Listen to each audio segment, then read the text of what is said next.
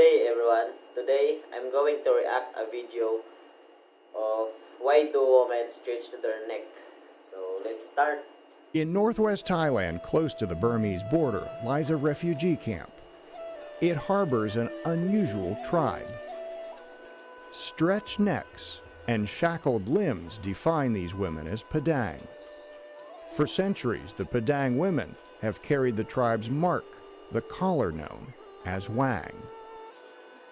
Each of them began the painful process as a girl when her bones were small and flexible. Even on the young, however, the coils chafe. To achieve the stretched neck look of her elders, she'll have to return every few years to have more coils added. The collar continues to hurt, but for Padang girls, pain is a requirement of belonging. The long neck look is actually an illusion. When you wear the rings, it is not your neck that gets longer. It is your shoulders that gets pushed down and lowered. As the coil grows, its pressure pushes down on the shoulders and chest. The rib cage caves like a squeezed balloon, and the neck appears to rise higher from the collapsed collarbones. The intentional deformation might seem masochistic to outsiders, but to the Padang, the Wang is the signature mark of a tribeswoman. But the extreme practice that identified them as Padang also marked them for persecution in their homeland of Burma, now called Myanmar. In 1962, the military seized control of the country, promising modernization. The new leaders cracked down on tribes deemed primitive, and tribal customs, including the Wang, were outlawed. To maintain their identity and escape civil war, Manang and others fled to the neighboring country of Thailand.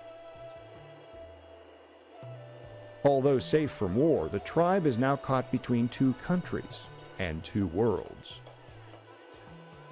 Housed in refugee camps, the Padang have drawn crowds of Western tourists who travel to witness their ancient ways.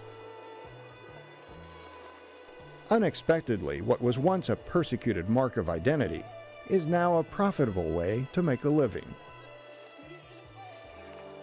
Today, Mabang will have the opportunity to find out how she'll look without her brass collar. After 10 years, it's time for the rings to be refitted. It will take close to an hour of pulling at the brass before the rings can be lifted from her shoulders.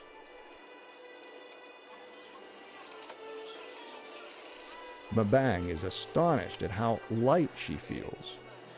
She only speaks the Burmese dialect, so Maja helps her express her feelings. Well, we never get to see what the neck looks like, so we want to have a look and see how it turned out. For outsiders, it's incredible to imagine never seeing one's own neck. For Mabang, it's a transformative experience. She wants to dress up in regular clothes and let her hair down and see if she will look pretty. As excited as she was to try on a new identity, Mabang eagerly returns to her old one, even though it may be years, even decades, before she sees her neck again. She says this is our tradition, so it does not feel strange. For Mabang, the embrace of a coiled metal offers a passage back to who she is, not a restriction on who she might be. As refugees, the Padang have endured much to preserve their culture and their customs.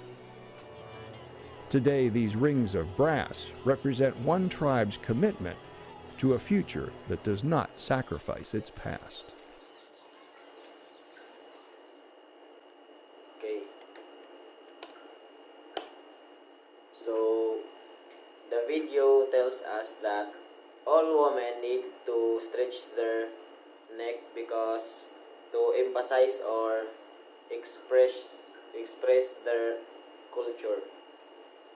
So that's all.